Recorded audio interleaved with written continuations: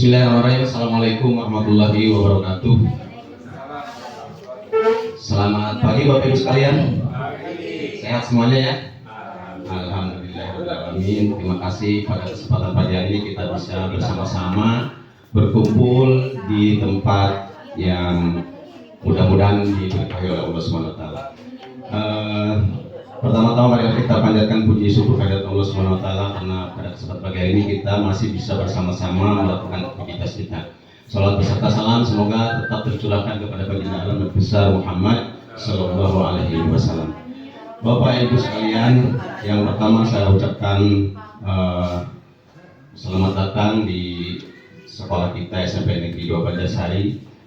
Kemudian tak lupa saya mengucapkan terima kasih terkhusus kepada Bapak Kepala Sekolah SMP Negeri 2 Banjarsari yang telah memberikan izin juga menyampaikan kepada rekan-rekan untuk bahwa pada hari ini akan diadakan desiminasi terkait aksi nyata di SMP Negeri 2 Banjarsari.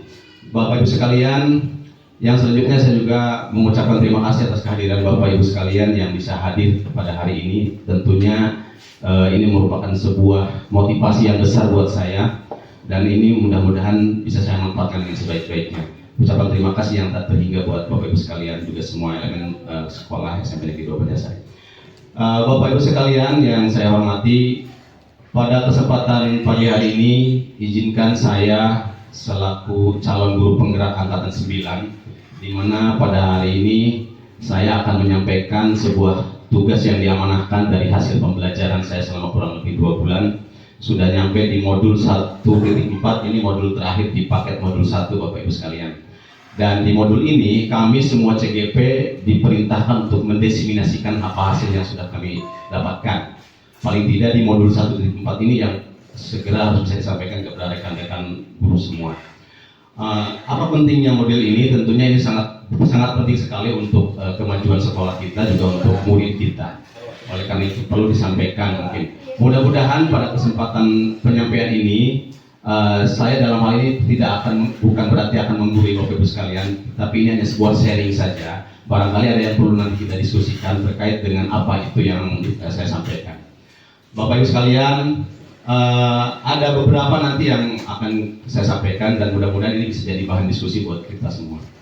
Izinkan saya Bapak Kepala Sekolah untuk menyampaikan hal ini dan juga terima kasih atas perhatian semua rekan guru yang pada kesempatan pagi hari ini bisa hadir di tempat ini. Baik Bapak Ibu sekalian, kali ini adalah tentang aksi nyata modul 1.4 budaya positif. Oke, Bapak Ibu sekalian, terkait dengan judul ini, sebelumnya saya akan mengajak Bapak Ibu sekalian, mungkin adakah apa yang terpikir oleh Bapak Ibu sekalian ketika kita berbicara tentang budaya positif? Coba barangkali ada yang terpikirkan di benak Bapak Ibu sekalian. Apa itu yang namanya budaya positif? Ketika kita berbicara budaya positif, gimana Pak Nana? Salaman salah satunya. Itu apa lagi? Antri dengan baik. Oke, apalagi Pak Rohim dari Pak Hadi antri. Ucapan salam itu salah satu budaya positif ya. Oke, ada lagi?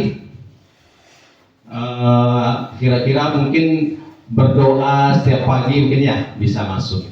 Masuk di antaranya budaya positif. Baik, itu sebagai pengantarnya. Bapak Ibu sekalian, kita lanjut slide berikutnya.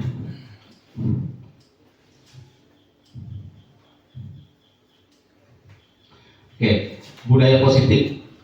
Nah ini, budaya positif itu adalah sebuah perwujudan dan nilai-nilai atau keyakinan universal, keyakinan yang menyeluruh yang diterapkan di sekolah. Karena ini skupnya sekolah, maka budaya positif itu adalah sebuah nilai atau sebuah keyakinan universal yang diterapkan di sekolah.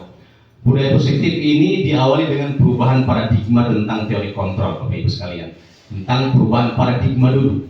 Ya. Kemudian kita sebagai seorang guru selama ini kita merasa bahwa berkewajiban untuk mengontrol siswa.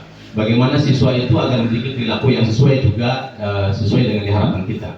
Kemudian budaya positif ini dapat menciptakan rasa aman, rasa nyaman pada murid selama proses pembelajaran. Nah, kalau kita melihat tadi kasus yang disampaikan oleh Pak Haji terkait dengan bullying ya, kita sudah melihat selama ini di sekolah kita juga sudah ada bullying, walaupun mungkin tidak seperti di sekolah lain. Mudah-mudahan, dengan adanya budaya positif nanti itu bisa mengikis bullying. Oke, adanya bullying itu berarti sudah menunjukkan salah satu bahwa budaya positif kita terkikis. Ya, belum begitu nampak budaya positifnya. Oleh karena itu dengan adanya budaya positif nanti mudah-mudahan salah satu kasus-kasus yang semacam itu bisa teratasi. Bapak Ibu sekalian, oke kita lanjut. Apakah kira-kira budaya positif itu penting di sekolah? Pertanyaan saya Bapak Ibu. Apakah kira-kira penting adanya budaya positif di sekolah? Penting. Oke, tentu penting ya. Kenapa kira-kira penting? Nah, salah satunya di sekolah bahwa budaya positif itu merupakan kebiasaan-kebiasaan hal yang baik nih. Bapak Ibu saya garis bawahi sahabat warna merah nih, merupakan pembiasaan yang hal baik, mencakup sikap, perilaku maupun tutur kata oleh seluruh warga sekolah. Kalimatnya seluruh warga sekolah, tidak hanya siswa. Kadang-kadang kita aja antara guru satu dengan yang lainnya kadang-kadang ya sering mungkin menunjukkan sikap yang kurang baik, apalagi kalau di depan siswa. Bagaimana siswa akan menjadi siswa yang baik kalau gurunya, kita sebagai guru mungkin memberikan tulan yang kurang baik. Oleh itu dimulai harus dari diri kita. Kemudian setiap manusia memegang kontrol terhadap dirinya sendiri, baik atau buruknya seseorang itu hanya dirinya sendiri yang bisa mewujudkannya. Nah, kira-kira kalimat ini penuh dengan syarat makna kayaknya. Baik Bapak sekalian, budaya positif dapat menumbuh kembangkan sikap gotong royong diantaranya. Ya, dengan adanya budaya positif maka sikap gotong royong bisa tumbuh. Mampu melakukan kegiatan secara bersama-sama, berarti kerjasama, sehingga tercipta kolaborasi yang baik antara warga sekolah dan adanya rasa peduli satu sama lain. Nah, mudah-mudahan sejauh ini kita nilai-nilai ini sudah ada ya tentunya di sekolah kita. Hanya mungkin perlu dikuatkan lagi. Sejauh ini kita satu dengan yang lainnya, antara guru yang lainnya sering bekerjasama, sering gotong royong, kemudian peduli satu sama lainnya. Bapak Ibu sekalian, itulah diantaranya budaya positif. Baik, oke. Ada 7 konsep inti di budaya positif. Nah, ini yang akan kita bahas Bapak Ibu, yang akan kita diskusikan. 7 budaya positif ini konsep intinya ada 7. Yang pertama adalah perubahan paradigma. Nah, dari kita dari pertama harus melakukan perubahan dulu paradigma. Kemudian nanti disiplin positif, ada kebutuhan dasar manusia, motivasi perilaku manusia, posisi kontrol seorang guru, keyakinan kelas, dan yang terakhir adalah segitiga restitusi. Bapak Ibu sekalian, oke, kita masuk ke poin pertama, perubahan paradigma. Ada yang masih ingat kira-kira yang disebut dengan paradigma itu apa Bapak Ibu? Bu Hamdah barangkali masih ingat paradigma. Cara berpikir atau cara pandang seseorang ya, paradigma. Baik, paradigma itu adalah cara pandang seseorang terhadap sesuatu. Bisa saja cara pandang si A dengan si B berbeda, gitu ya. Itu namanya paradigma. Baik, di sini ada gambar Bapak Ibu, tolong diperhatikan kira-kira cara pandang kita terhadap gambar ini. Kira-kira gambar apakah ini? Pak Rohim, gambar apakah ini Pak Rohim? Menurut Pak Rohim? Perempuannya nenek. Nah, dari Pak Rohim perempuan nenek. Coba yang di belakang ada Bu Hela. Menurut Bu Hela ini gambar perempuan juga atau gambar mobil? Perempuan seksi. Nah, udah ada 2 cara pandang nih. Dari Pak Rohim tadi memandang ini adalah perempuan nenek. Oke, kalau dari Bu Hela adalah perempuan seksi. Ada yang pandangan lain? Bu Dia barangkali? Perempuan perawan. Baik, saya ingin ke Pak Rohim dulu. Pak Rohim tadi mengatakan ini adalah perempuan nenek. Dari mana Pak Rohim bisa memandang ini adalah nenek-nenek? Bisa ditunjukkan. Perempuan, oke. Dari dagunya, oke. Bu Indri menambahkan dari dagunya. Dagunya yang mana Bu Indri? Yang ini dagunya. Ini dagunya. Terus ini apa ini kira-kira? Ini mulut. Yang ini hidung. Yang ini rambut poni. Ini ke sini kerudungnya. Nah, dari pandangan ini Bu Indri atau yang lainnya bisa memandang nenek-nenek ya. Seorang perempuan, oke, nenek-nenek atau tua yang berkerudung. Baik, ini apa yang bajunya? Nah, sekarang kita tanya Bu Hela. Bu Hela tadi pandangannya perempuan seksi. Dari mana Bu Hela? Coba bisa dijelaskan. Itulahnya yang hitam di atas rambut. Ini rambut. Yang di bawahnya mata kelihatan ke kanan.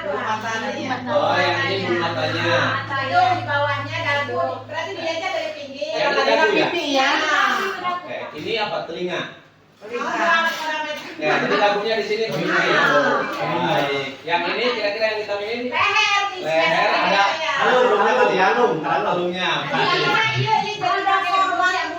Ada plusnya, baik, iya. Apakah salah kira-kira Bapak Ibu pandangan dari Pak Rohim dengan pandangan dari Bu Ella?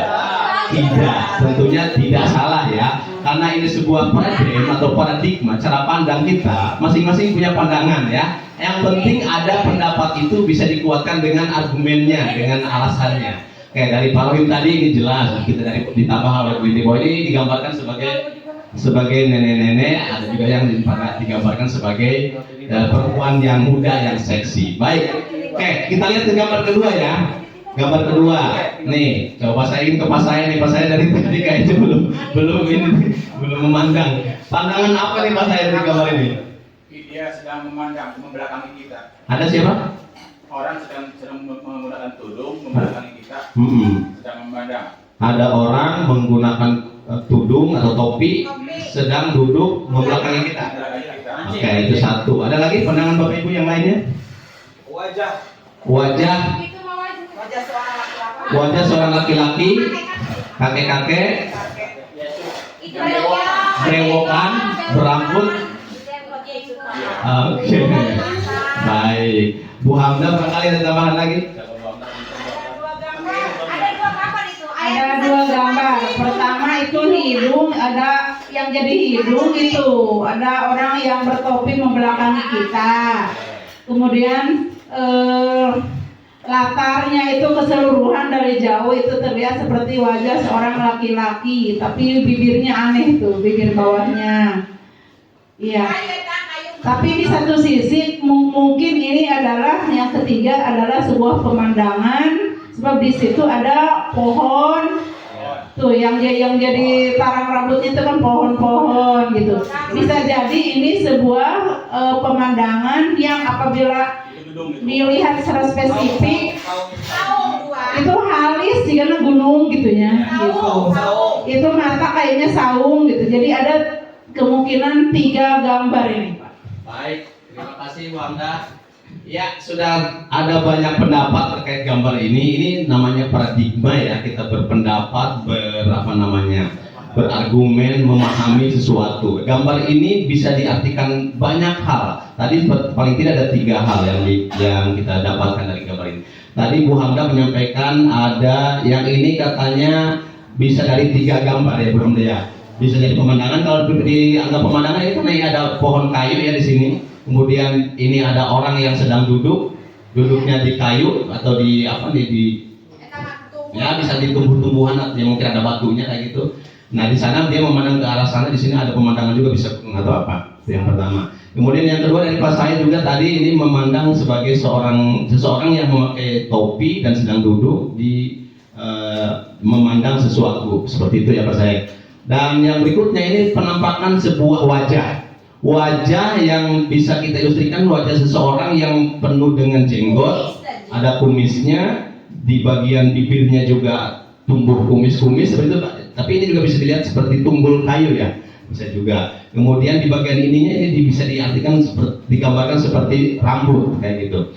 Baik Bapak Ibu sekalian, sering kali sebetulnya kita melihat gambar-gambar semacam ini, kadang-kadang kita berbeda pendapat ya, itu hal-hal yang wajar Bapak Ibu sekalian. Nah dengan demikian apa itu paradigma? Nah ini Bapak Ibu, paradigma itu diartikan sebagai sebuah model atau cara pandang terhadap sesuatu persoalan yang tentunya di dalamnya terdapat sejumlah asumsi tertentu, ya. Kemudian metode, kemudian teori dan pemecahan masalah tertentu. Dari tadi ketika saya bertanya kepada Bapak Ibu sudah menjelaskan pendapat Bapak Ibu sekalian dan kemudian alasan-alasannya. Dan itu yang penting, cara pandang kita itu ada alasannya. Ketika kita memandang sesuatu tapi tidak alasannya, berarti ya, cara pandang kita tidak sesuai dengan apa yang kita sampaikan. Nah itu pertama Bapak Ibu ya. Kita lanjut Bapak Ibu. Nah terkait dengan cara pandang atau paradigma yang paling pertama tadi, ini kita akan kaitkan dengan stimulus respon dan teori kontrol. Ada 2 teori di dalam pendidikan, yaitu stimulus respon dan teori kontrol. Di mana bagaimana seseorang bisa berubah dari paradigma stimulus respon kepada pendekatan teori kontrol. Apa itu stimulus respon? Di sini teori Stephen R. Covey, Principle Centered Leadership tahun 1994, dia mengatakan bila kita ingin membuat kemajuan perlahan sedikit-sedikit, ubahlah sikap atau perilaku Anda. Namun bila kita ingin memperbaiki cara-cara utama kita, maka kita perlu mengubah kerangka acuan kita. Ubahlah bagaimana Anda melihat dunia, bagaimana Anda berpikir tentang manusia, ubahlah paradigma Anda. Nah, skema pemahaman dan penjelasan aspek-aspek tertentu tentang realitas. Jadi kalau kita ingin merubah sesuatu adalah kita harus merubah cara pandang kita. Gitu ya, Bapak Ibu. Oke, ini yang diungkapkan oleh Stephen R. Covey. Nah, terkait dengan stimulus respon yang diungkapkan tadi, stimulus yang akan kita rubah ke teori kontrol. Ada sedikit perbedaan Bapak Ibu. Mana yang nanti kita lihat cocok. Di stimulus respon, realitas atau kebutuhan kita sama menurut teori stimulus respon. Setiap kebutuhan atau realitas yang kita miliki itu semuanya sama menurut teori ini. Tetapi dalam teori kontrol bahwa realitas atau kebutuhan kita itu berbeda. Benar nggak kira-kira Bapak Ibu? Bahwa kita sebagai manusia memiliki kebutuhan sama menurut teori stimulus respon. Nah, ini harus dirubah oleh kita paradigmanya bahwa setiap realitas kebutuhan kita itu berbeda. Setiap orang tentunya punya kebutuhan yang berbeda, tidak sama. Nah, ini. Kemudian menurut teori stimulus respon, semua orang melihat hal yang sama. Sedangkan dalam teori kontrol, setiap orang memiliki gambaran yang berbeda. Kayak tadi ya, ketika kita memandang paradigma tentang gambar tadi, setiap orang kan tidak sama, ada yang memandang berbeda. Oke, kita mencoba mengubah orang agar berpandangan sama dengan kita. Di sini di teori kontrol kita berusaha memahami pandangan orang lain tentang dunia.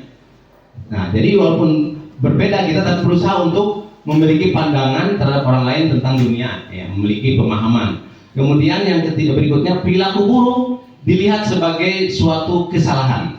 Setiap ada hal-hal yang buruk itu dilihatnya sebagai sebuah kesalahan dalam teori stimulus respon.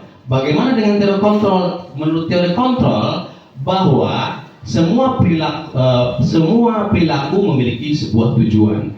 Yang buruk, yang bagus itu semuanya memiliki tujuan. Itu kalau teori kontrol. Orang lain bisa mengontrol saya. Nah, di dalam teori kontrol, misalnya Pak Rohim itu bisa dikontrol oleh orang lain, atau saya bisa dikontrol oleh Pak Rohim. Itu menurut teori kontrol. Jadi orang lain bisa mengontrol saya. Sedangkan dalam teori kontrol hanya saya atau hanya Anda sendiri yang bisa mengontrol diri Anda. Pak Rohim hanya bisa dikontrol oleh diri Pak Rohim. Kira-kira ada gambar di sini, Pak Rohim. Contoh yang berikutnya apa ini? Tidak kelihatan saya, Pak Rohim.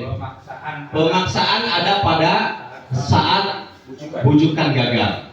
Pada saat dia membujuk gagal bisa saja terjadi pemaksaan. Kayak tadi yang saya ilustrasikan dengan uang, Pak Rohim. Ketika dia gagal untuk meminta Pak Rohim membuka, dia bisa saja kalau dia membutuhkan uang kan dipaksa tuh, sehingga sampai uang itu terlepas dari genggaman Pak Rohim. Nah, itu. Sedangkan dalam teori kontrol, kolaborasi dan konsensus menciptakan pilihan-pilihan baru. Jadi tidak ada semacam pemaksaan, tapi dengan cara berkolaborasi tadi, misalnya dengan cara meminta dengan baik, bagaimana caranya supaya Polri bisa menyerahkan dengan baik. Oke, yang terakhir, model berpikir di sini dalam teori kontrol kejarnya menang kalah. Nah, ini yang kalau ada yang menang pasti ada yang kalah. Sedangkan di teori kontrol teorinya menang-menang, ya, si A menang kita menang. Jadi tidak ada yang dirugikan. Kira-kira Bapak Ibu, dari teori kontrol ini ke teori stimulus respon ke teori kontrol ini, mana yang lebih cenderung kita harus ambil? Tentunya adalah teori kontrol. Nah, di sini kita diharapkan sebagai warga sekolah mulai sekarang mencoba untuk merubah paradigma kita, baik terhadap diri kita maupun terhadap sekolah maupun terhadap siswa, dari teori stimulus respon berubah ke teori kontrol. Nah, seperti itu Bapak Ibu. Oke, kita lanjut. Bagian kedua adalah terkait dengan nilai-nilai budaya positif, diantaranya adalah disiplin positif. Nah, apa itu disiplin positif? Disiplin positif adalah sebuah pendekatan yang digunakan untuk mendidik anak melakukan kontrol diri, pembentukan kepercayaan diri. Nah, tadi terkait dengan kepada teori kontrol. Di dalam disiplin positif ini tidak adanya kekerasan, ancaman yang dalam prakteknya melibatkan komunikasi tentang perilaku yang efektif antara guru dengan murid. Nah, jadi di sini dalam disiplin positif tidak ada kekerasan, tidak ada ancaman dalam sebuah praktek yang kita lakukan. Nah, di sini melibatkan komunikasi perilaku yang efektif antara guru dengan siswa. Kemudian dalam penerapan disiplin positif, anak diajarkan untuk memahami konsekuensi dari perilaku mereka dan menumbuhkan rasa tanggung jawab serta rasa hormat mereka dalam berinteraksi dengan lingkungannya. Jadi dalam disiplin positif, ini sebuah cara penerapan disiplin yang punya tujuan untuk menumbuhkan sebuah kesadaran serta memberdayakan anak untuk melakukan sesuatu tanpa sogokan, tanpa ancaman maupun tanpa hukuman. Nanti akan muncul dari dalam diri sendiri. Oke. Sebagai pendidik, Bapak Ibu sekalian, tujuan kita adalah menciptakan anak-anak yang memiliki disiplin diri, sehingga mereka bisa berperilaku dengan mengacu pada nilai-nilai kebajikan universal. Mana nilai kebajikan universal? Yang kita sebut dengan profil pelajar Pancasila. Bapak Ibu masih ingat profil pelajar Pancasila ada berapa? Ada 6 ya. Nah, nanti dari sini akan munculkan memiliki motivasi intrinsik, bukan motivasi ekstrinsik. Apa itu nanti akan kita bahas di slide berikutnya. Nah, ini disiplin positif itu akan melahirkan nilai kebajikan, yaitu profil pelajar Pancasila. Kita tahu profil Pancasila itu ada beriman dan bertakwa kepada Tuhan Yang Maha Esa dan berakhlak mulia. Kemudian berkebinekaan global, bergotong royong, kreatif, mandiri, dan bernalar kritis. Ada 6 ini semua adalah cakupan daripada elemen profil pelajar Pancasila, dan ini yang diharapkan bisa dimiliki oleh kita, oleh murid-murid kita di sekolah kita. Lanjut Bapak Ibu, yang ketiga terkait dengan budaya positif, nilai-nilainya adalah kebutuhan dasar manusia. Nah, sebelum dilanjut saya ingin tanya Bapak Ibu sekalian, setiap manusia itu punya kebutuhan dasar ya? Punya kebutuhan dasar atau tidak Bapak Ibu? Tentu punya. Kira-kira ada yang sudah tahu ada berapa kebutuhan dasar yang dimiliki oleh manusia? Barangkali ada yang sudah tahu? Tak terhitung. Baik. Bapak Ibu sekalian, pada dasarnya seluruh perilaku yang dilakukan murid itu memiliki tujuan tertentu. Murid memiliki kebutuhan dasar tentu ketika melakukan suatu perbuatan. Nah, ini ada 5 kebutuhan dasar yang dimiliki oleh manusia, Bapak Ibu sekalian. Yang pertama adalah survival. Survival itu bertahan hidup. Setiap manusia punya kebutuhan untuk bertahan hidup. Contoh, kalau kita kelaparan, pasti semuanya akan mencari cara bagaimana supaya bisa bertahan hidup. Makanya ada orang yang sampai bisa tega mencuri, bisa tega menggarong dan sebagainya, karena dia untuk bertahan hidup, survival. Gitu. Tetapi mungkin cara-caranya bisa berbeda-beda. Nah, gitu. Oke, itu yang pertama, bertahan hidup. Yang kedua, kebutuhan manusia itu adalah punya kasih sayang dan rasa diterima, atau love and belonging. Setiap manusia membutuhkan kasih sayang. Betul nggak Pak Bu Hela? Betul ya? Bu Hela saja kalau di rumah tidak dikasih sayang sama suaminya pasti akan marah-marah ya Bu Hela, ya galau. Nah, jadi ini kebutuhan dasar manusia jelas. Butuh kasih sayang dan rasa diterima. Nah, di rumah atau di sekolah kita kalau tidak ada rasa kasih sayang dan rasa diterima ya tidak nyaman tentunya ya, Bapak Ibu sekalian. Oke, yang berikutnya adalah freedom atau kebebasan. Setiap manusia memiliki kebutuhan untuk bebas. Bebas dalam artian mungkin ya tadi ada bebas yang sebebasnya, ada yang bebas yang terbatas. Misalnya ketika kita melihat siswa di dalam kelas, dia masih sering jalan-jalan kemana-mana, itu termasuk dia butuh ya rasa kebebasan. Gitu. Sehingga dia tidak mau diam, dia malah kemana ke sana. Jadi kebutuhan dasarnya belum terpenuhi. Nah, sebagai guru kita bagaimana caranya supaya bisa memenuhi kebutuhan siswa itu, sehingga nanti akan muncul budaya positif. Oke, kebutuhan dasar yang berikutnya adalah fun. Fun itu kesenangan, butuh kesenangan. Tadi selain sayang dan rasa diterima, kemudian dia butuh kesenangan. Maka kadang-kadang ada siswa yang di dalam kelas sering nyanyi-nyanyi, Bapak Ibu ya. Sering nyanyi-nyanyi itu kan dia butuh kesenangan. Menyalurkan kesenangannya dengan cara nyanyi, walaupun dia tidak melihat sekelilingnya mungkin terganggu seperti itu. Itu adalah kebutuhan dasar manusia. Dan terakhir adalah power, penguasaan. Bapak Ibu pernah melihat gak ada siswa yang misalnya ketika kita belajar di dalam kelas, siswa itu dia misalnya katanya nih, anak-anak siapa yang berani ke depan? Saya Pak, gitu ya. Nah, dia berani ke depan. Itu begitu ditunjuk lagi, saya lagi. Jadi setiap yang ditunjuk, yang diminta dia lagi. Itu bisa jadi menunjukkan sebuah kebutuhan dasarnya adalah penguasaan, bahwa dia adalah punya power dalam kelas ini. Itu bisa jadi. Dan itu bisa baik dan bisa tidak. Harus kita arahkan juga tentunya Bapak Ibu. Oke, ini adalah 5 kebutuhan dasar manusia. Kita lanjut, Bapak Ibu, kita lihat ada sebuah contoh kasus kita diskusikan ya. Di sini contoh kasusnya Dinda, seorang anak kelas 3 SD. Begitu tiba di rumah, sepulang dari sekolah, menangis dan mengadu pada ibunya bahwa dia benci pada Ibu Rani, gurunya. Nah, ibu gurunya namanya Ibu Rani, bukan Ibu Siti Rondilah ya. Si Dinda ini, Dinda. Tapi Dinda bukan Dinda kelas kita, Dinda kelas 3 SD. Oke, menurut Anda atau menurut kita, kebutuhan apa yang berusaha dipenuhi oleh Dinda? Oke, nah ini ya, kita lihat di sini. Kalau jawaban si Dinda seperti ini, kira-kira kebutuhan apa? Di sini ada kebutuhan Bapak Ibu. Dari tadi ya, dari yang kita sudah tahu ada 5 kebutuhan ini. Kira-kira kalau misalnya si Dinda jawabannya begini, ibu guru bilang aku tidak boleh bersenang, ya bersenandung sewaktu mengerjakan tugas. Katanya kelas harus tenang, tidak ada suara, kan nggak seru jadinya. Nah, kata si Dinda. Kira-kira ini kebutuhan apa nih Bapak Ibu? Freedom, kebebasan. Ada yang lain? Ya, Tarohim, menurut Fauji bisa freedom, bisa apa kata Bang. Oke, yang kedua, nanti kita lihat jawabannya.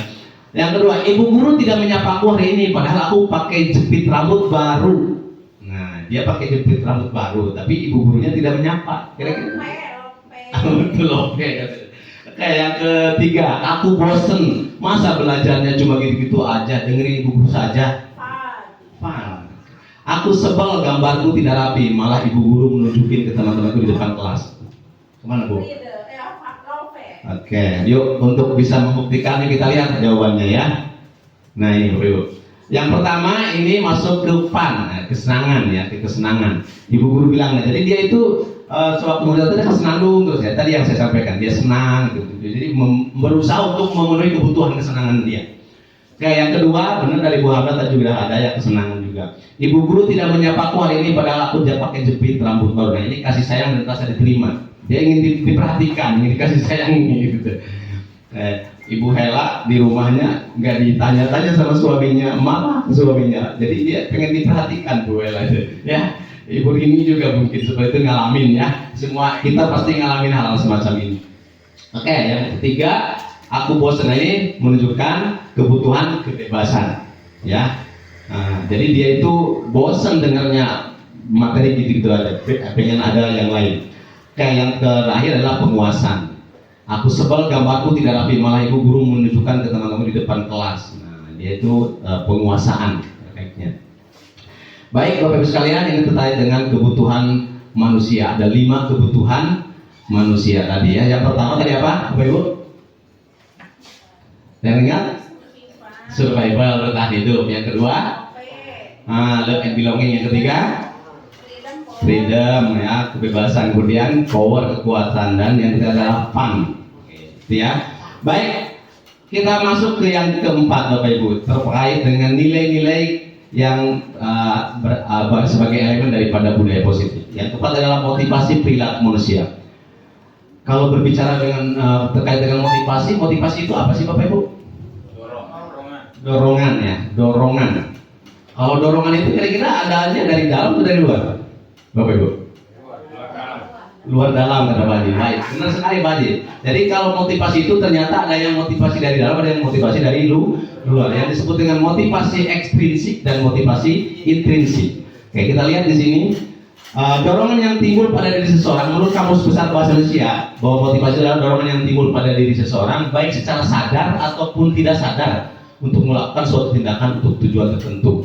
Gitu ya, itu namanya motivasi. Ada dorongan baik secara sadar atau tidak sadar, baik secara dari luar maupun dari dalam ya, seperti itu untuk melakukan sesuatu menurut Kamus Besar Bahasa Indonesia. Bukan begitu Pak Oji di Kamus Besar ya? Oke, saya tanya kepada Bapak Guru Bahasa Indonesia, takutnya saya salah membacanya. Baik.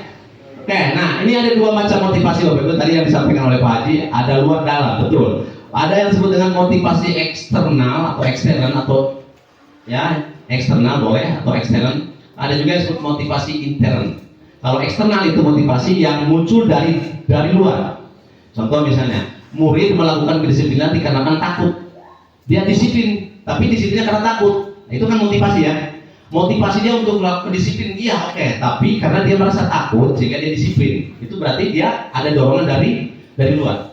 Kemudian ada juga dia menghindari dari hukuman karena takut dihukum, misalnya upacara ya Bu ya, upacara. Karena takut dihukum, dia disiplin datang rada pangharutan, walaupun sebenarnya hatinya termakul gitu ya di depan, tapi dia berusaha. Tapi itu adalah motivasi juga, tapi munculnya dari luar karena takut adanya hukuman.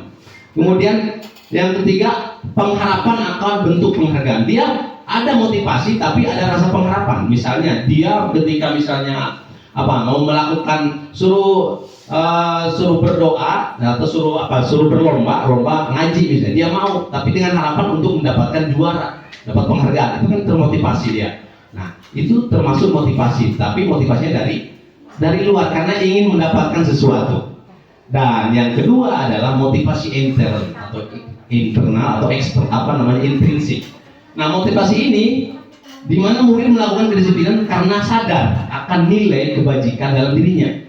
Dia itu munculnya motivasi itu karena kesadaran diri, sadar bahwa adanya nilai kebajikan dalam dirinya, sadar bahwa kebajikan itu penting, sadar bahwa dia bisa menghargai diri sendiri. Nah, itu menghargai nilai dari kebajikan diri sendiri itu adalah motivasi yang muncul dari dalam diri sendiri. Nah, tugas kita sebagai guru tentunya adalah bagaimana memunculkan siswa untuk bisa memiliki motivasi internal. Susah Bapak Ibu ya? Tapi kalau kita latih, insya Allah mungkin bisa ya. Kita berusaha tentunya untuk mencoba agar semua siswa kita bisa memiliki motivasi internal nanti terkait dengan penerapan budaya positif tadi. Oke, Bapak Ibu sekalian, motivasi perilaku manusia ini tadi digambarkan di sini ya.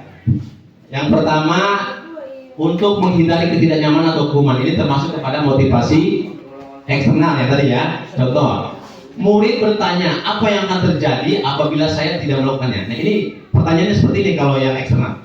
Murid itu akan bertanya, apa yang akan terjadi bila saya tidak melakukannya? Jadi dia takut ya kalau tidak melakukan, sehingga dia termotivasi untuk melakukan. Kemudian yang ini, untuk mendapatkan imbalan atau penghargaan dari orang lain, dia akan bertanya, apa yang akan saya dapatkan bila saya melakukannya? Tadi sudah saya contohkan ya Bapak ya. Apa yang akan saya dapatkan jika saya melakukannya? Hal tersebut merupakan motivasi eksternal dari luar. Sedangkan yang ini, yang ketiga, untuk menjadi orang yang mereka inginkan dan menghargai diri sendiri dengan nilai yang mereka percaya, ini masuk ke internal. Contohnya, murid dia akan bertanya, akan menjadi orang seperti apa saja nanti saya? Apakah jika saya melakukan hal itu, apa saya akan menjadi orang yang seperti apa? Hal tersebut bisa menjadi merupakan motivasi internal. Oke, dalam hal ini berarti penting untuk kita untuk bisa menggugah agar anak itu memiliki motivasi internal. Bapak Ibu sekalian, kita lanjutkan slide berikutnya. Oke, motivasi perilaku manusia. Seorang guru dapat mengidentifikasi motivasi perilaku siswa itu dengan cara memahami ketiga motivasi perilaku tadi. Ya, motivasi perilaku manusia yang tadi yang ada dorongan untuk mendapat penghargaan, takut hukuman, ya, dan dorongan dari sendiri. Nah, jika siswa terdorong untuk mendapatkan penghargaan ataupun menghindari hukuman dalam artian ada motivasi dari luar eksternal, maka guru harus berupaya untuk membangun motivasi internal. Kita akan melihat bagaimana kalau siswa itu punya motivasi ini, dia dorongan dari luar atau dari dalam. Nah, jadi kita harus berusaha untuk bagaimana agar siswa itu bisa membangun motivasi internalnya, agar bisa menjadikan mereka sebagai pribadi yang mampu menghargai dirinya dengan nilai-nilai yang mereka percayai tentunya.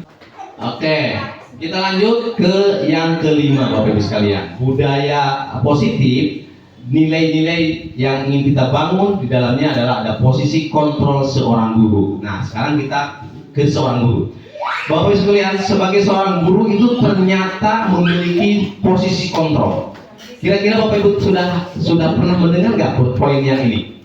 Apakah betul guru itu punya posisi kontrol? Saya kira Bapak Ibu nanti kalau melihat yang ini, melihat video, kita akan merasakan. Di sini saya akan, yuk kita nonton bersama dulu ya, Bapak Ibu. Kita lihat film ini, kira-kira di sini apa poinnya, dan kita akan mengetahui posisi kontrol seorang guru itu seperti apa. Oke Bapak Ibu, mari kita perhatikan video ini, kita tonton dulu.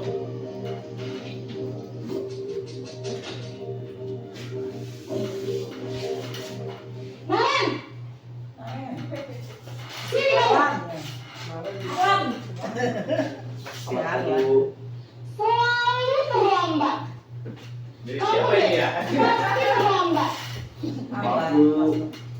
Saya Apa? Apa coba? Alasan kamu apa lagi? Kapan sih kamu tidak terlambat? Malas sekali ya kamu jadi anak. saya Dasar pemalas. Gak kapok-kapok sih kamu.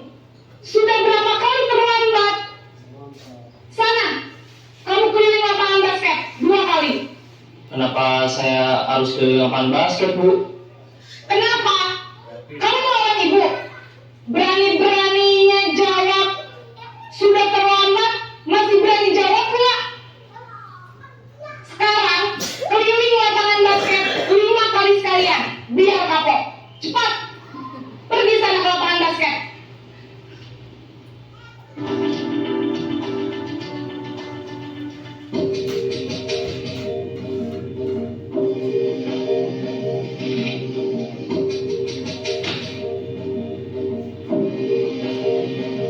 Naren!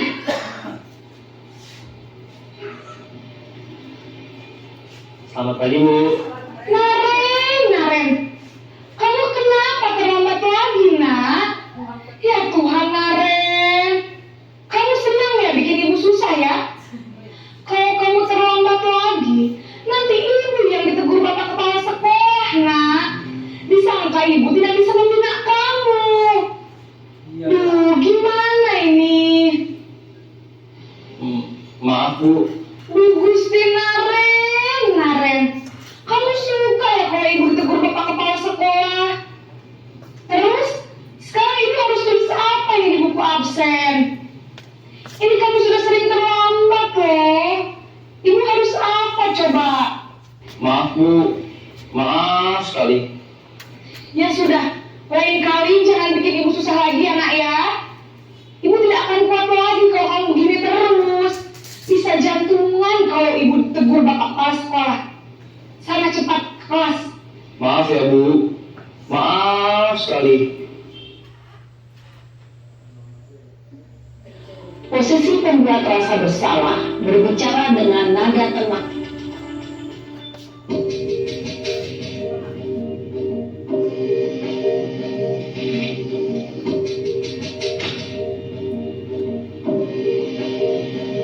Naren!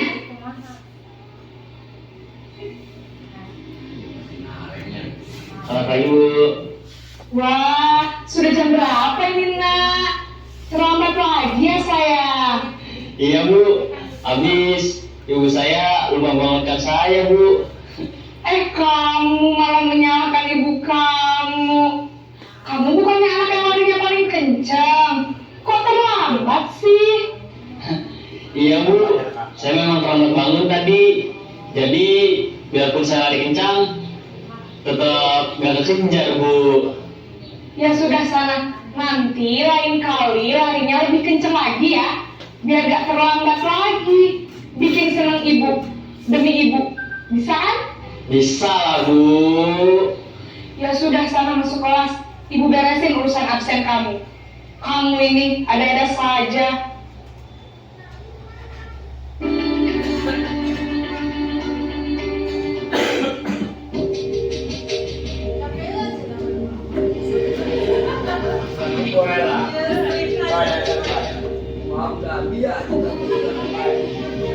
Naren!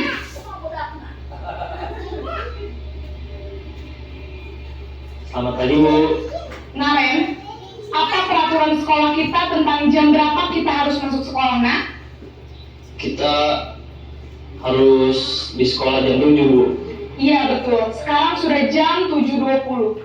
Naren sudah tahu konsekuensinya jika terlambat hadir. Paham, Bu. Saya harus tinggal kelas pas jam istirahat selama 20 menit. Iya benar, konsekuensinya demikian. Jadi nanti jam 9.30 pas istirahat, kamu harus tinggal di kelas, kerjakan tugas tambahan untuk ketertinggalan kamu, ya? Baik, Bu.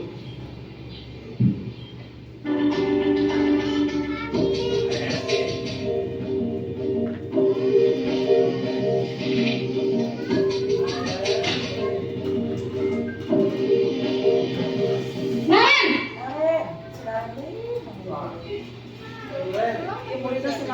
Selamat pagi, Bu. Selamat pagi, Naren. Maaf, Bu. Saya terlambat. Iya, sekolah masuknya jam 7, sekarang sudah jam 7.20. Jadi sekarang bagaimana ini, Naren?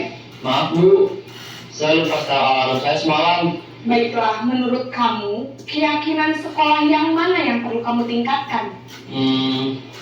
Menghargai diri sendiri dan orang lain mungkin ya Bu. Setuju. Jadi, apakah Naren meyakini prinsip saling menghormati tersebut? Iya Bu, saya meyakininya. Apakah Naren bersedia memperbaiki masalah keterlambatan ini? Bersedia Bu. Bagaimana kamu akan perbaiki masalah keterlambatan ini? Saya akan coba untuk tidak lupa menyetel alarm saya Bu. Baik, kalau Naren lupa menyetel alarm di rumah, ada orang yang kira-kira bisa bantu mengingatkan tidak? Ada Bu, kakak saya, Kak Emma. Ada lagi selain Kak Emma? Selain Kak Emma, ada ibu saya. Baik, jadi yang mengingatkan Naren adalah Kak Emma dan ibu kamu ya? Kira-kira akan mulai setel alarm kapan nih Naren? Setelah pulang sekolah, akan segera saya lakukan. Baik, jadi Naren akan setel alarm untuk bangun besok pagi dan akan diingatkan oleh kakak dan ibunda Naren ya. Ada lagi yang mungkin perlu dilakukan Naren agar tidak terlambat bangun lagi? Tidak ada Bu. Baik Naren, terima kasih untuk kerjasama kamu. Sekarang kamu perlu kembali ke kelas untuk belajar. Baik Bu, terima kasih. Bapak Ibu sudah nontonnya Bu ya? Kira-kira Bapak Ibu sekalian, tadi yang kita tonton itu terkait dengan posisi kontrol sebagai seorang guru. Ada berapa Bapak Ibu yang tadi di layanan itu? Ada 5, Bu enggak? Oke, Pak Revi ada berapa Pak Revi tadi? Kira-kira, ingat nggak? Oh Ji, ada lagi asik Bu. Ada 6 atau ada 5? Oke, yang pertama posisi sebagai penghukum. Yang kedua sebagai pembuat merasa bersalah. Yang ketiga sebagai teman. Yang keempat sebagai yang terakhir sebagai pemantau. Oke, yang kelima adalah sebagai manajer. Bapak Ibu sekalian, itu yang tadi kita lihat di video. Nah, ini Bapak Ibu sekalian, 5 posisi kontrol seorang guru tadi ya. Yang pertama adalah posisi sebagai penghukum. Coba nih, kalau dilihat dari video tadi, si Naren itu datang terlambat. Guru memposisikan diri sebagai penghukum. Apa yang dia lakukan? Tadi kita bisa lihat ya bagaimana guru menyambut siswa yang terlambat dengan kira-kira apakah ini pernah kita lakukan Bapak Ibu? Pernah pastinya. Saya sendiri merasakan pernah. Kenapa? Karena yang kita tahu ketika anak terlambat itu ya bikin kita pusing, bikin kita marah tentunya. Mereka sudah melanggar ketertiban sekolah, kayak gitu ya. Begitu datang, apalagi kalau hampir tiap hari lambat lagi. Kamu ini Naren lambat lagi. Nah, biasanya munculnya dengan nada tinggi dengan suara yang keras. Kita sambil menunjukkan kemarahan biasanya. Kayak untuk penghukum. Yang berikutnya pembuat rasa bersalah. Nah, Bapak Ibu sekalian, tadi kita bisa lihat si Naren ya. Bagaimana seorang ibu guru tadi ketika si Naren datang terlambat, dia dengan memposisikan dia sebagai pembuat rasa bersalah. Nah, perlu saya sampaikan Bapak Ibu sekalian, untuk yang pembuat rasa bersalah ini juga bisa berakibat kurang baik ternyata ke siswa. Ya, apalagi tadi yang menghukum juga sama ya, bisa menimbulkan ketika anak dihukum kan mungkin saja anak berbeda tanggapannya, ada yang merasa sakit, iri, marah dan lain sebagainya. Kemudian begitu juga yang pembuat rasa bersalah, dia akan merasa dirinya bersalah ketika sang guru tadi mengatakan semacam itu, dia merasa bersalah dengan dirinya dan dia nanti bisa menarik diri. Dan ini yang berbahaya. Anak bisa menjadi murung, menjadi introvert atau ekstrovert itu Pak Wadi. Dia jadi tidak mau bergaul dengan yang lain karena dia merasa bersalah. Kalau terus-terusan dibuat kita sebagai guru membuat posisi kontrol seperti itu. Oke. Yang berikutnya sebagai teman. Nah, Bapak Ibu, 1, 2, 3 ini sudah pernah kita lakukan atau belum Bapak Ibu? Yang bertiga? Pernah kan ya. Yang membuat seperti teman, sebagai teman tadi mungkin kita kadang-kadang kan supaya apa tujuannya? Untuk supaya anak itu bisa mampu untuk lebih dekat dengan kita. Sehingga nanti kalau dia ada masalah dia merasa tidak malu untuk mengungkapkan masalahnya. Kita coba dengan posisi sebagai teman. Oke, berikutnya sebagai pemantau. Sebagai pemantau tadi atau monitor, kita mengarahkan bahwa di sekolah kita ada tata tertib, ya. Kalau tata tertib dilanggar ada konsekuensi dan sebagainya. Kita pantau seperti itu, anak bagaimana responnya, seperti itu ya, yang kita tidak yang tadi kita lihat di video. Dan yang terakhir adalah posisi sebagai manajer. Sebagai manajer tadi, kira-kira yang bisa kita lihat dari ini, ada yang bisa menyampaikan kira-kira dari 5 hal ini mana kira-kira yang lebih baik menurut Bapak Ibu sekalian? Yang lebih baik dilakukan atau diposisikan bagi kita sebagai guru? Yang kelima. Oke, baik. Pak Rohim tadi mengatakan bahwa posisi manajer adalah posisi kontrol sebagai seorang guru yang paling baik tentunya. Nah, bagaimana kita sebagai seorang guru itu bisa menjadi seorang posisi manajer? Manajer itu bisa memanage, bisa mengatur, tapi mengarahkan juga dengan tidak membuat orang lain merasa bersalah. Ya, kenapa? Dari 3 hal ini juga ini semua ada ekses-eksesnya tadi. Yang merasa dengan posisi berteman juga itu ternyata ada nilai negatifnya. Ketika misalnya kita memposisikan anak dengan rasa teman kita sebagai teman, anak itu dia akan nurut hanya kepada kita. Kepada guru yang lain tidak akan nurut. Karena ketika misalnya disiplin pada saat jam pelajaran kita, dia sekadar dia sebagai teman kita merasanya. Ketika guru yang lain masuk, dia tidak akan merasa itu karena dia lebih fokus kepada salah seorang.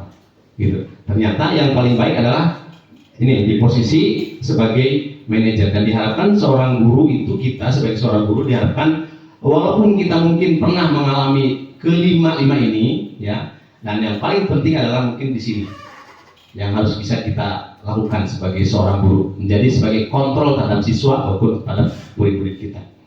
Oke, ini posisi kontrol sebagai seorang guru, Bapak sekalian.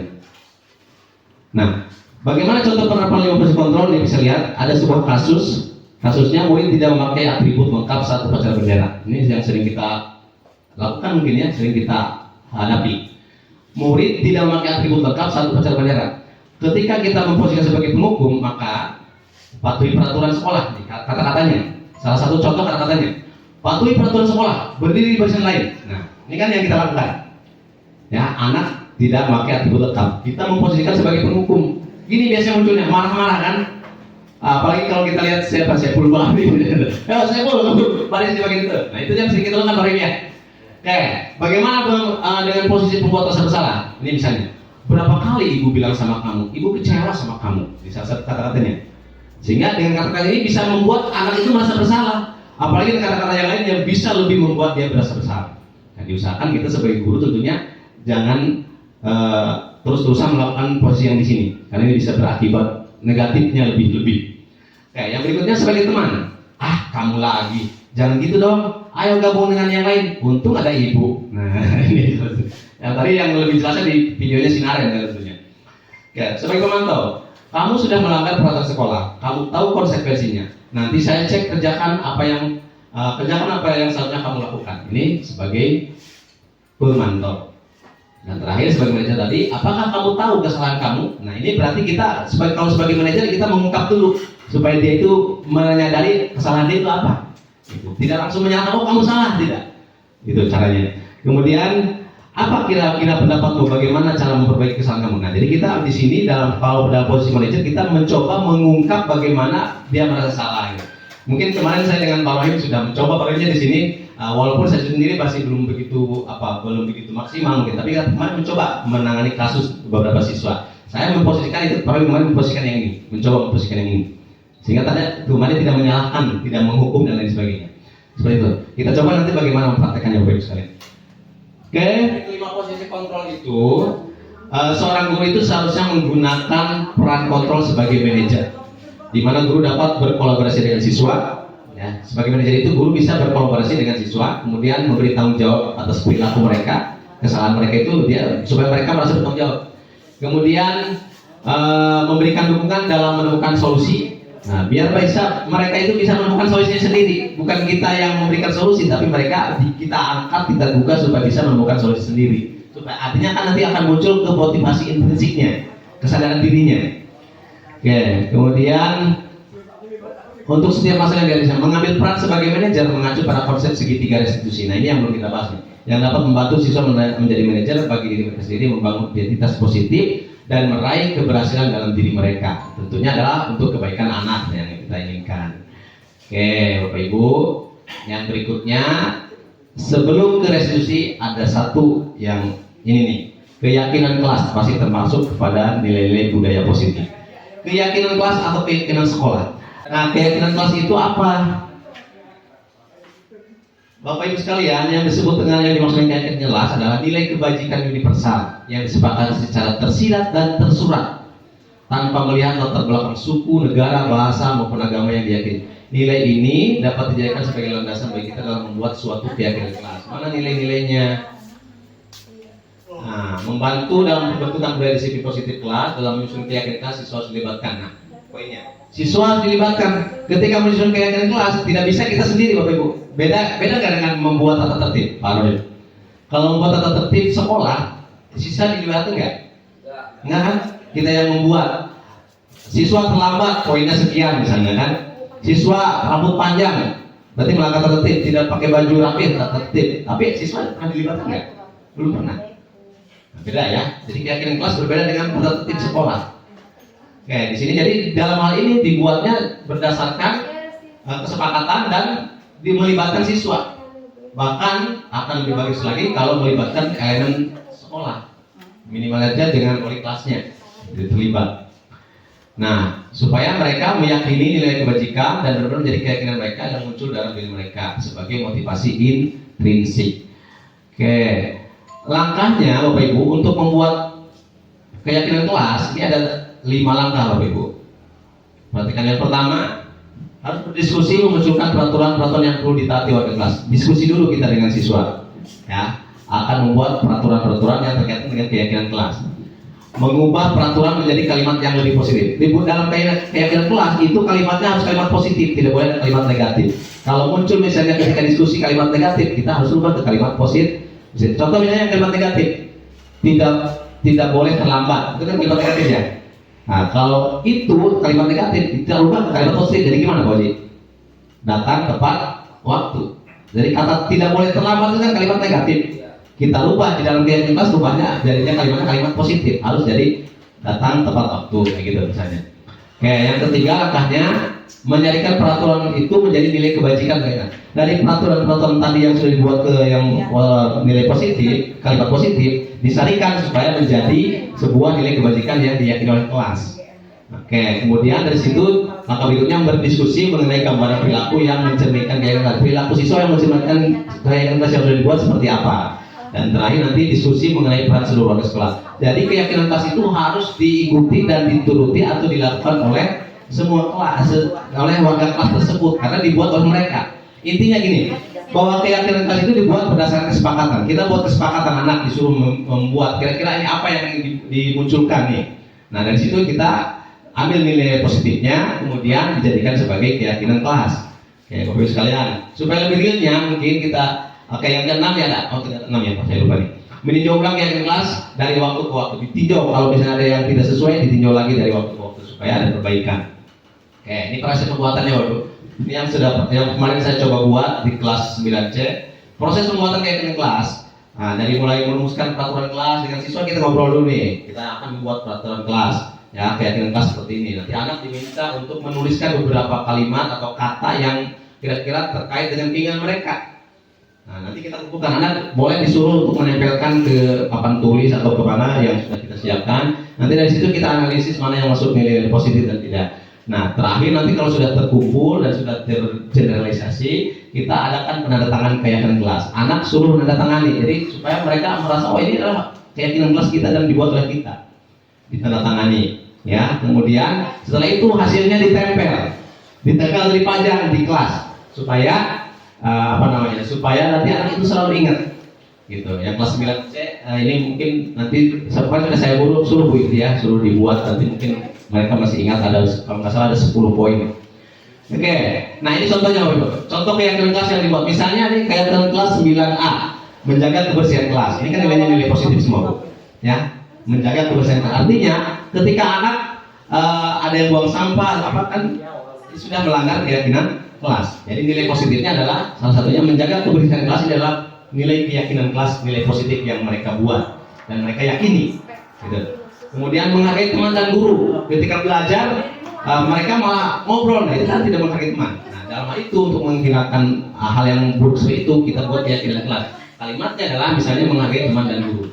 Melaksanakan kelas dan sekolah yang juga masuk, kemudian bersikap tenang saat belajar berlangsung. Nah ini semuanya adalah keyakinan kelas. Dan 5S, senyum, 5S ya. Senyum, sapa, salam, sopan, santun. Ini juga termasuk budaya positif kan? Dan ini sih dijadikan sebagai keyakinan kelas. Di sekolah kita bisa saja diterapkan nih.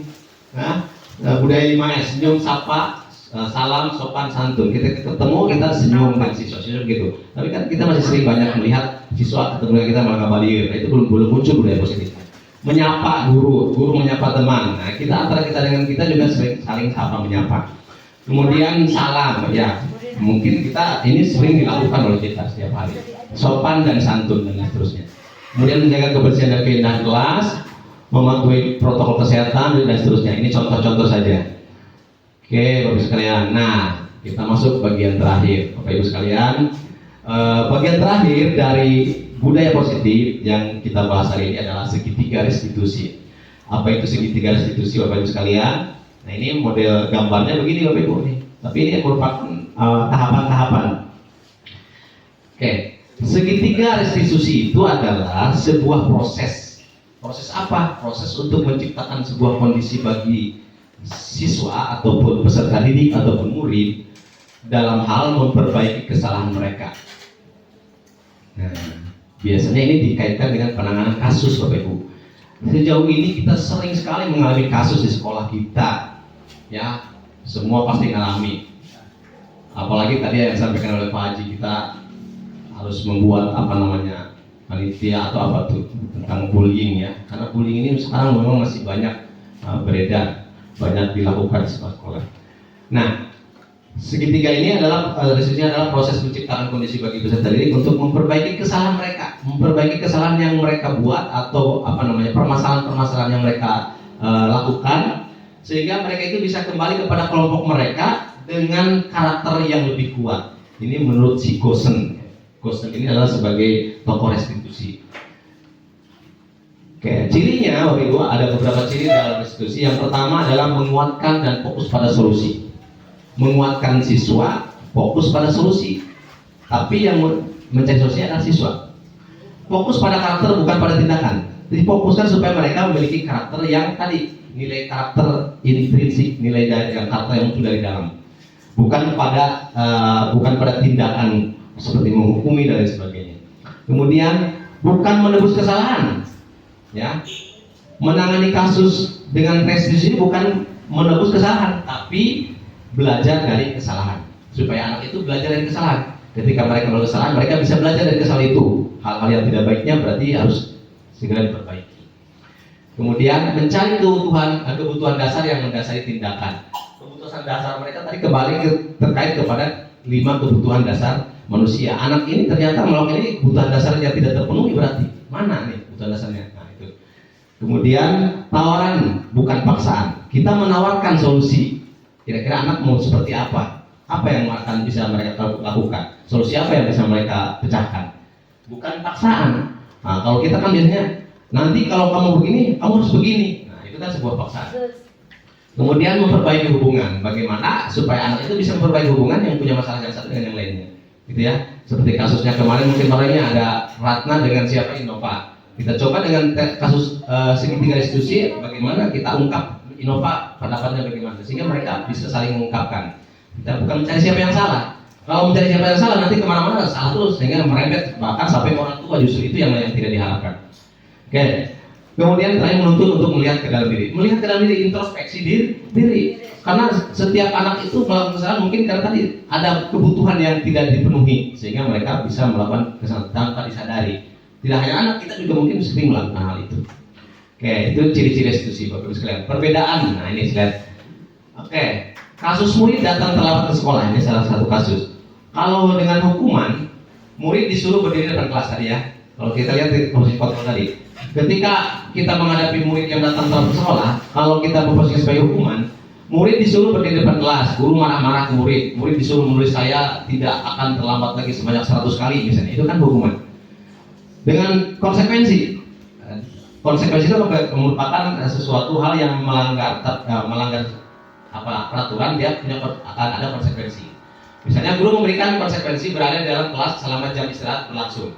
Nah ini kan konsekuensi. Guru tegas dan murid menghormati peraturan. Nah yang terbaik adalah ini restitusi. Guru menanyai keyakinan kelas yang kalau kita sudah membuat keyakinan kelas, maka kita tinggal balik tanya ke anak. Ini keyakinan kelas yang kalian tadi buat, yang kalian yakini apa saja, gitu kan? Keyakinan kelas yang disepakati oleh guru membantu menyelesaikan masalah. Murid terbuka dan menghormati dirinya dengan orang lain. Dia akan terbuka untuk menyelesaikan masalahnya sendiri dan berusaha untuk memperbaiki diri sendiri. Oke, itu perbedaannya. Oke, nah ini Bapak Ibu sekalian, 3 tahapan dalam melakukan restitusi. Supaya bisa melakukan restitusi dalam penyelesaian kasus, maka ada 3 tahapan yang harus kita lakukan. Yang pertama adalah menstabilkan identitas, yang kedua memvalidasi tindakan yang salah, dan yang ketiga menanyakan keyakinan kelas. Oke, itu 3 hal. Nah, kita lihat salah satu contohnya. Tahapan segitiga. Tahapan yang pertama menstabilkan identitas. Misalnya ini sekilas bertujuan untuk mengubah identitas anak yang gagal. Identitas anak yang gagal diubah karena dia melakukan kesalahan menjadi seorang yang sukses. Kalau dia melakukan kesalahan, maka identitasnya gagal. Tapi kita di sini diusahakan diubah supaya dia menjadi anak yang sukses, gitu ya. Dengan cara menstabilkan identitas. Dari merasa sedih dan emosional hingga mampu menggunakan fungsi rasionalnya. Dari sedih sehingga dia bisa berubah menjadi tidak lagi sedih. Nah contohnya misalnya berbuat salah itu tidak apa-apa. Kita manggil anak misalnya kita langsung, oh kamu nggak salah, nggak begitu. Dalam restitusi berbuat salah satu contoh kata-kata yang bisa diungkapkan gitu.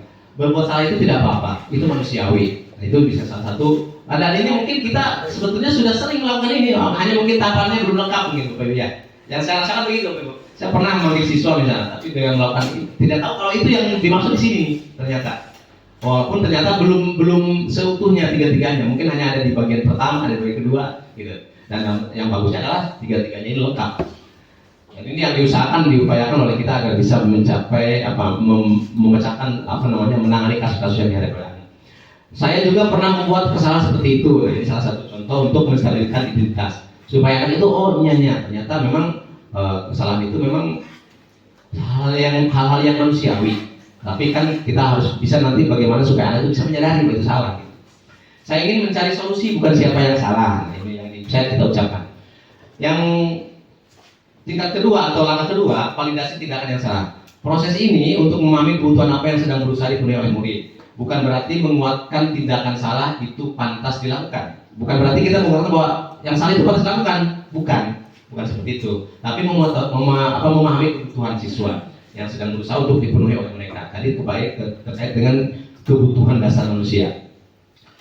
Namun di sini kita lebih menguatkan pada pemahaman kita akan alasan dari murid melakukan tindakan tersebut. Tadi alasannya. Oke, contoh responnya misalnya, kamu pasti punya alasan melakukan itu. Nah, kita menanyakan alasan. Apa sih alasan kamu tadi melakukan itu? Jadi itu mengungkap alasan mereka. Kamu boleh mempertahankan sikap itu, tapi kamu harus menambahkan sikap yang baru. Kira-kira kalau dengan buat seperti itu orang lain merasa dirugikan atau tidak? Itu salah satunya bisa kita katakan semacam itu. Dan terakhir adalah menanyakan keyakinan. Proses ini di mana murid menghubungkan dirinya dengan nilai-nilai yang dipercaya. Tadi kalau kita sudah, apalagi kalau kita sudah membuat keyakinan kelas, kita bisa hubungkan. Di keyakinan kelas kita tadi kita bisa saling menghargai, misalnya gitu. Ketika anak sudah tadi misalnya saling ejek, kita tidak menghargai, itu bisa kita ungkap untuk menanyakan keyakinan. Nanti anak menyadari, oke, nilai apa yang kita percayai, apa keyakinan kelas kita. Nah ini salah satu contohnya yang bisa kita ungkap menanyakan keyakinan di bagian langkah ketiga. Bapak Ibu sekalian, untuk lebih jelasnya yuk kita tonton lagi satu video ini yang terkait dengan bagaimana penanganan restitusi. Oke, kita saksikan lagi Bapak Ibu, ini kasusnya.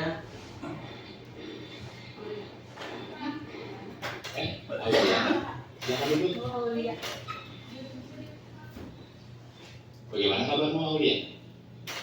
Saya kesal sekali dengan ulah burung tadi, Pak.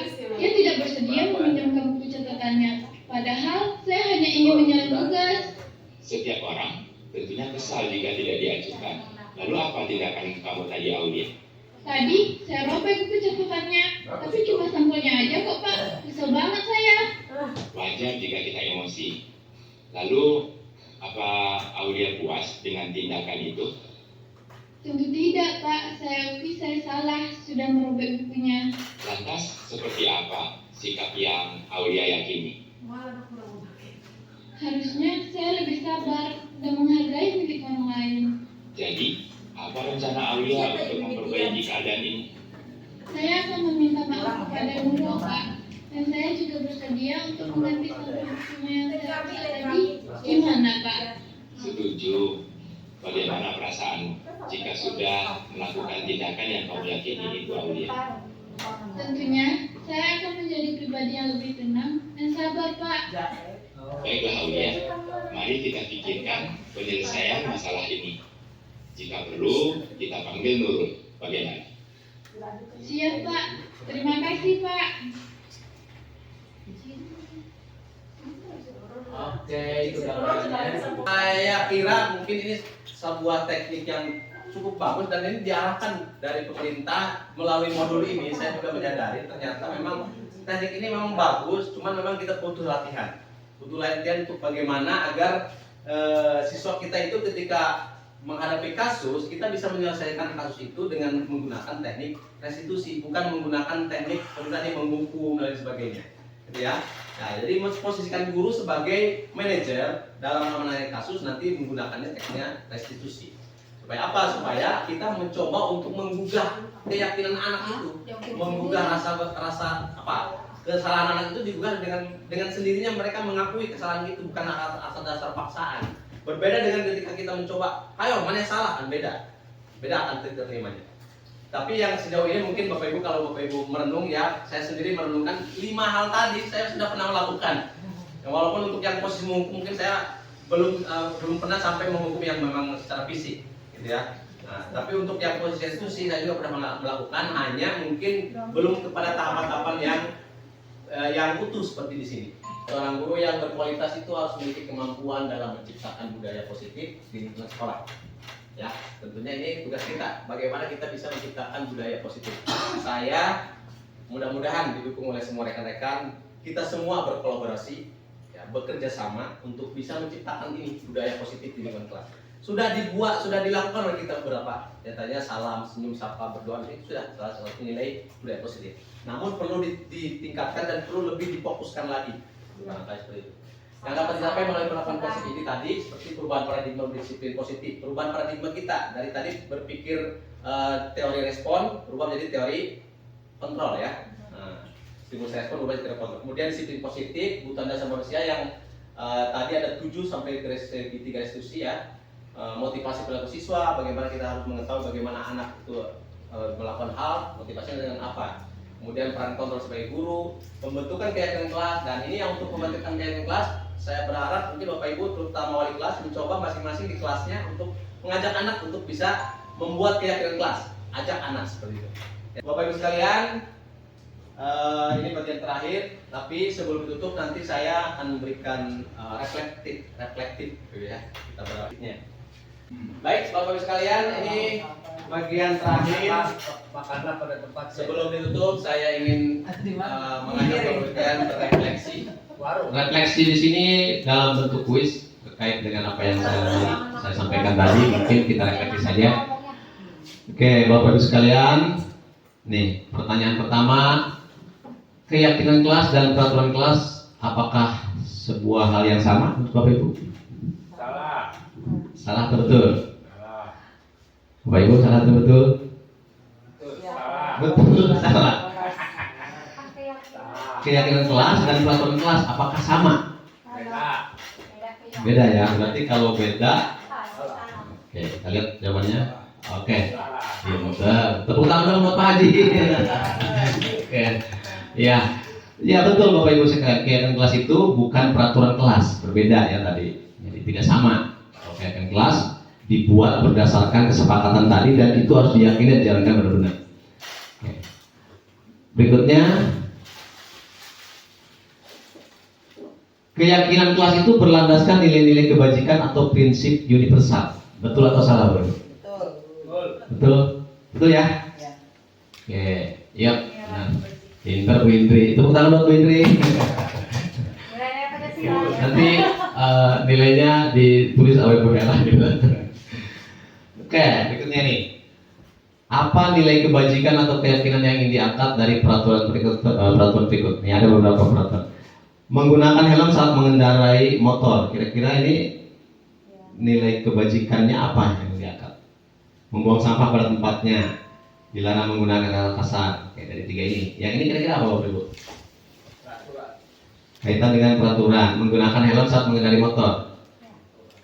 Kaitan dengan apa ya? Biar aman. Keamanan. Aman. Membuang sampah pada tempatnya. Kaitan dengan disiplin kebersihan. Oke, dilarang menggunakan kata kasar. Terkait dengan Oke, supaya lo pusing. Kita lihat aja jawabannya. Menggunakan helm saat mengendarai motor adalah terkait dengan keyakinan bahwa kita kalau pakai helm kan bisa terselamatkan kalau kecelakaan. Maksudnya seperti itu, upaya keselamatan. Membuang sampah pada tempatnya ini terkait dengan menjaga kebersihan. Oke, dilarang menggunakan kata kasar terkait dengan bersikap positif atau hormat. Oke, lanjut Bapak Ibu, masih ada. Nah ini, tadi sudah saya tayangkan Bapak Ibu ya, yang urutan langkah dalam menetapkan keyakinan kelas. Ada 6 kalau tadi ya. Oke, coba Bapak Ibu urutkan langkah yang pertama yang mana? Kedua, 3. Ingat nggak? Masih ingat tidak? Yang tadi yang langkah dalam menetapkan keyakinan. Ada berdiskusi, mencoba peraturan. Oke. Nomor 1, 2, 3 yang mana? Saya di video. Kita menggunakan aja di nomor angka hiji. Angka hiji kemana gitu. Angka hiji kemana? Bangga ya. Nomor yang mana? Kasih Bu, berikutnya kasih ke temennya Bu. Semua ada yang berdiskusi, Bu, yang berdiskusi. Mana itu Yang mencerminkan keyakinan, ada gambaran ke keyakinan itu seperti ini. Gitu. Oke, yang mana? Ya, siapa lagi? Oh, yang nomor 2 yang mana? Mana? Sekarang balik belum. Nomor 1 itu udah nomor hiji meta. Bisa jadi 2.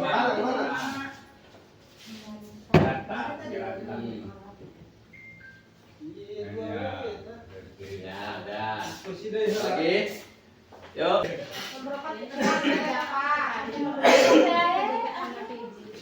Satu, berdiskusi mengenai gambaran perilaku. Ada pengapanya. Itu 5. Oh iya. Bapak ada meninjau. Iya, Gitu lah. Orang yang 2. Yo, sudah tertulis satunya ini, 2 ini, 3 ini, 4 ini, 5 ini, 6 ini. Oke, kita lihat mana yang sudah benarkah? mengenai gambaran perilaku. Oke. Salah. Sudah tahu bukan? Jadi ada yang meninjau terakhir. 2, 4, berdiskusi mengenai. Yuk, terima kasih.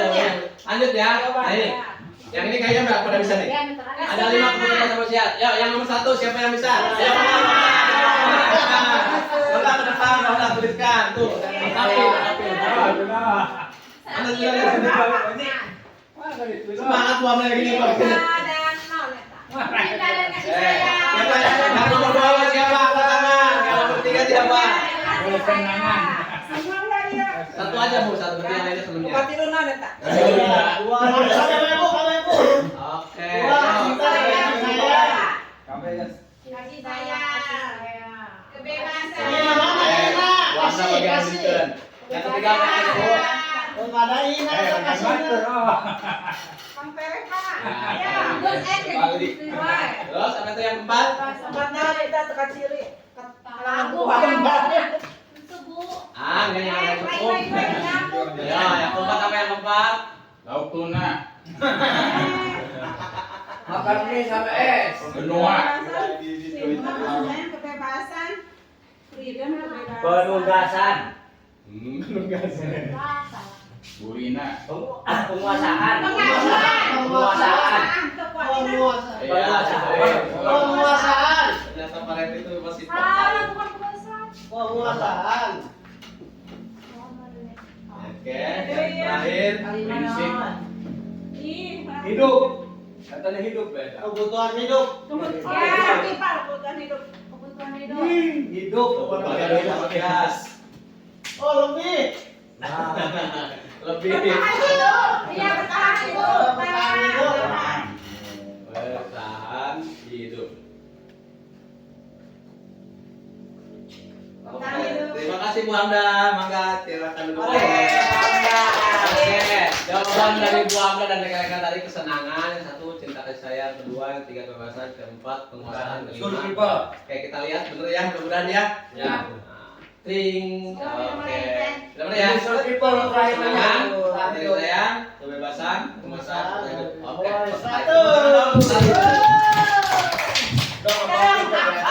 Oke. Ya, nah ini yang terakhir tadi ada 3 tahapan dalam melakukan restitusi. Ini belum urut Bapak Ibu. Yang mana yang satu, kedua, dan ketiganya? Oke, Bapak Ibu. Tadi ini yang 3 tahapan restitusi. Yang pertama apa? Saya ingat nggak?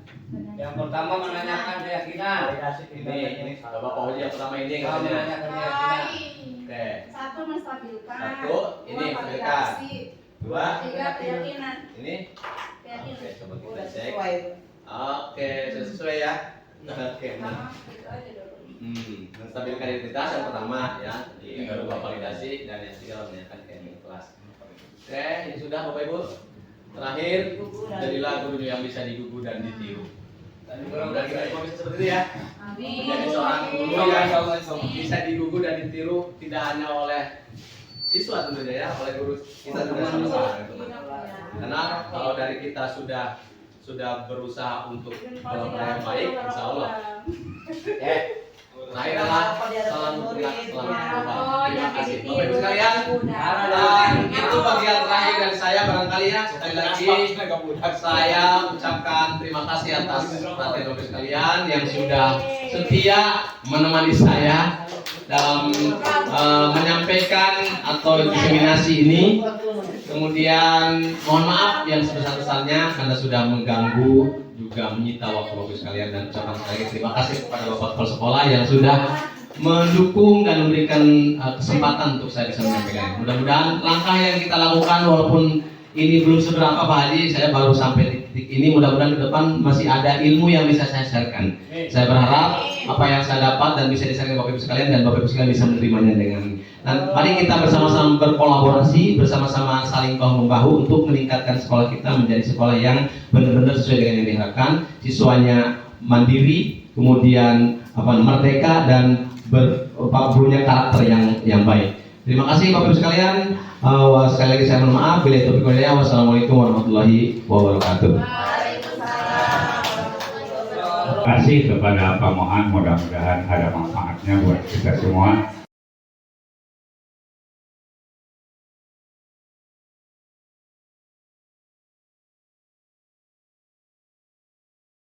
Okay, attention please. Before studying English, let's pray together. Pray start. Bismillahirrahmanirrahim. Rabbi zidni ilman warzuqni fahman birahmatika ya arhamar rahimin. Finish stand up please. Yes, very good morning. Good morning. Oke, terima. Halo student, assalamualaikum warahmatullahi wabarakatuh. Waalaikumsalam warahmatullahi wabarakatuh. Halo, everybody. Good morning. Morning. How are you today? I'm fine. Thank you. You're fine. I'm fine too. Welcome to our English class, kelas 9C ya. Selamat datang kembali di kelas bahasa Inggris dengan Pak Mohan. Baik. Hari ini semuanya kabarnya sehat? Ada yang tidak hadir hari ini? Ada. Who is absent today? Siapa aja yang tidak hadir? Olip. Oli. Kenapa dengan Oli sakit? Atau? Sakit. Sakit. Kita doakan yang sakit semoga tetap sehat. Kembali sehat lagi ya. Masih ada sakit? Tiara sakit juga. Waduh, banyak yang sakit juga ya. Ada yang alfa? Ada. Oh, pantas Bapak lihat kelas ini ada sedikit kosong, berarti banyak. Mungkin cuaca sekarang memang kurang bagus ya, ada yang sakit. Kita doakan yang sakit semoga cepat sembuh. Yang alfa tidak ada alasan, berarti tidak ada keterangan ya. Kalau ada keterangan berarti jadinya izin. Mudah-mudahan kedepannya tidak lagi alfa. Baik, anak sekalian, kalian masih semangat semuanya?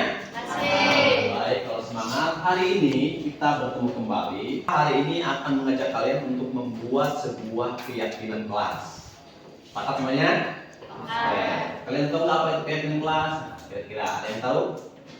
Keyakinan kelas itu adalah sebuah keyakinan yang diyakini oleh kelas kita bahwa itu adalah hal yang baik dan tidak boleh dilanggar, ya. Tentunya untuk kebaikan kita. Dibuatnya keyakinan kelas adalah berdasarkan kesepakatan kita. Jadi kalian yang membuatnya nanti disepakati oleh kita dan itu dijadikan sebagai keyakinan kelas. Baik ya. Salah satu contohnya misalnya bahwa di kelas kita harus bersih misalnya ya. Berarti dijadikan sebuah keyakinan tidak boleh kotor. Nah, semua anggota kelas ini berarti harus meyakini bahwa kelas kita itu harus bersih. Kalau kotor, ada yang mengotori buang sampah sembarangan, berarti itu sudah melanggar keyakinan kelas. Nah, ini berharap kita semua benar-benar melaksanakan keyakinan kelas kita ini dengan sebaik-baiknya agar suasana belajar kita jadi tenang, nyaman, gitu ya. Jelas ya? Baik, anak sekalian, Bapak nanti akan membagikan kertas ini ya. Nanti kalian tuliskan, masing-masing kalian tuliskan satu kata atau satu kalimat boleh yang berkaitan dengan keyakinan kelas seperti apa yang kita inginkan. Misalnya kata jujur. Jadi nanti kalau sudah tempelkan di sini ya. Baik, nanti setelah itu kita akan bahas kira-kira ada berapa keyakinan yang kita sepakati. Paham ya?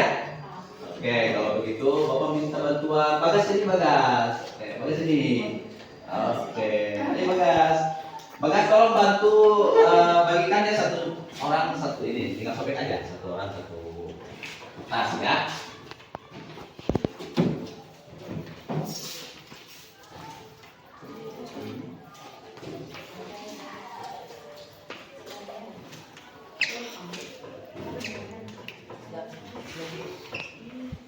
Kalau semuanya sudah dapat kertasnya, silakan kalian boleh tuliskan satu kata yang terkait hal yang baik yang ingin kalian kita atau kalian inginkan di kelas ini. Ya, hal yang baik tentunya. Ya, jangan misalnya kalian ingin kelas ini acak-acakan, kan itu tidak baik ya. Berarti kalau acak-acakan lawan katanya berarti harus rapi. Kira-kira apa kata yang ini? Ya, jadi silakan kalian tuliskan, masing-masing punya pendapat tentunya. Ini adalah keyakinan kelas kita ini adalah akan dibuat oleh kalian berdasarkan nanti hasil kesepakatan. Ya, satu kata. Kalau yang sudah nanti saya akan kalian boleh ke depan tempelkan di sini. Sudah, silakan mulai ditempelkan ya di sini ya. Silakan di depan satu orang. Yuk, nanti diikuti sama yang lain. Siapa dulu? Boleh? Yuk, langsung tempel sini ya. Tempel di sini. Oke, ditempel di sebelah sini aja dulu nih. Oke, yuk ikuti yang lain, silakan tempel. Boleh ke bawahnya, boleh ke pinggirnya, boleh. Yuk, silakan. Oke. Yuk, silakan yang sudah dituliskan ditempelkan ya. Oke, tempelkan ke depan. Oke, terima kasih. Yuk, lanjut yang lainnya. Oke, yang sebelah sini, laki-lakinya mana yang lainnya yang belum? Silakan dituliskan dan ditempelkan. Tanda aja.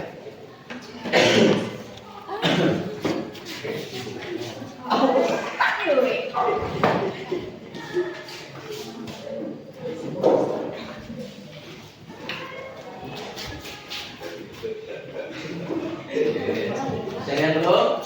Baik, sudah terkumpul beberapa ya di sini hasil kalian dan ini adalah yang kalian tuliskan berarti keinginan kalian, ya. Keinginan kalian nanti kita coba kita sepakati. Nanti kalau sudah disepakati akan menjadi sebuah keyakinan kelas kita. Paham ya? Oke. Di sini Bapak sudah mendapatkan yang pertama ada kelas harus kompak, berarti terkait dengan kekompakan ya. Kebersamaan atau kekompakan berarti ya. Boleh kita tulis di sini nih.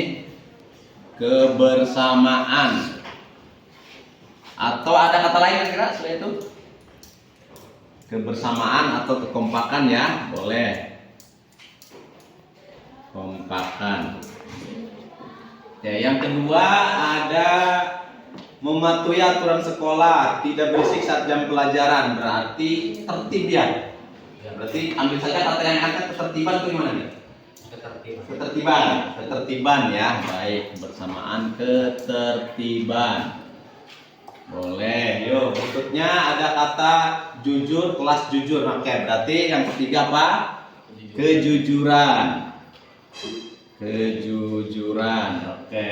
Berikutnya ada kebersihan, membersihkan, kelas harus bersih. Berarti di sini adalah terkait dengan kebersihan kelas ya, kebersihan. Nomor 9-nya datang tepat waktu. Oke. Ada 9. Ada yang mau ditambahkan jadi 10 atau 9 saja? Cukup ini ya?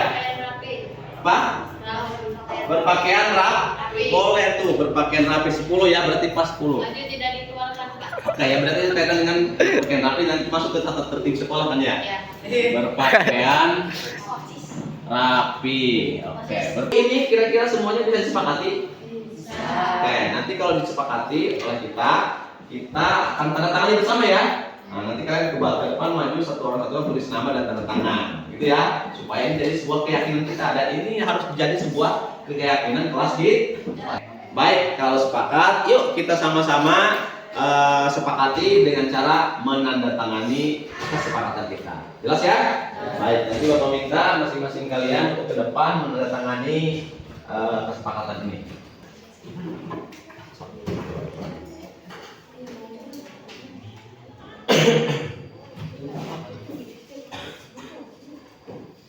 Oke, dilanjut, silakan ke pinggir kayaknya nih, ke Bagas juga Bagas.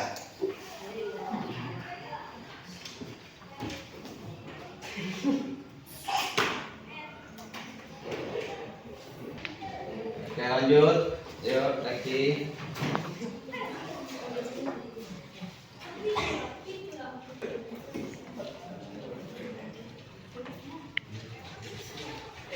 Ya, lanjutkan Neng.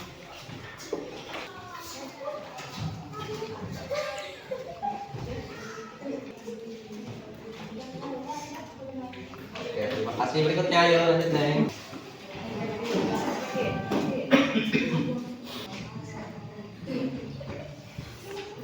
Baik, terima kasih. Ini sudah kalian tanda tangani semua ya hasilnya kesepakatan kita, dan ini akan menjadi sebuah keyakinan kelas kita ya. Bapak ucapkan terima kasih, kalian sudah berpartisipasi untuk kemajuan kelas ini tentunya. Supaya apa? Supaya belajarnya lebih nyaman dan tenang. Baik anak-anak sekalian, ini adalah 10 keyakinan kelas 9C ya. Terima kasih. Mungkin Bapak sekali lagi mengucapkan terima kasih. Semoga apa yang kita lakukan hari ini sebagai langkah awal agar kelas kita ini bisa lebih nyaman lagi, bisa bermanfaat lagi, bisa lebih lebih berkembang ke arah yang lebih baik lagi. Dan Bapak berharap kalian sebagai siswa akan lebih menjadi siswa yang teladan, yang lebih bermanfaat bagi tidak hanya bagi diri sendiri tapi bagi orang lain, bisa membanggakan sekolah dan orang tua. Itu saja barangkali ya yang bisa sampaikan. Terima kasih. Yuk kita tutup bersama-sama dengan bacakan hamdalah. Dengan berakhirnya kegiatan kita membuat kelas, kita bersama-sama tepuk tangan.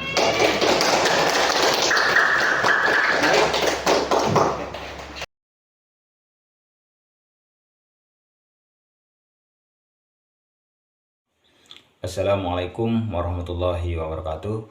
Perkenalkan, nama saya Rohim SPD, selaku teman sejawat Pak Muhammad Aan Hanafiah SAG CGP Angkatan 9.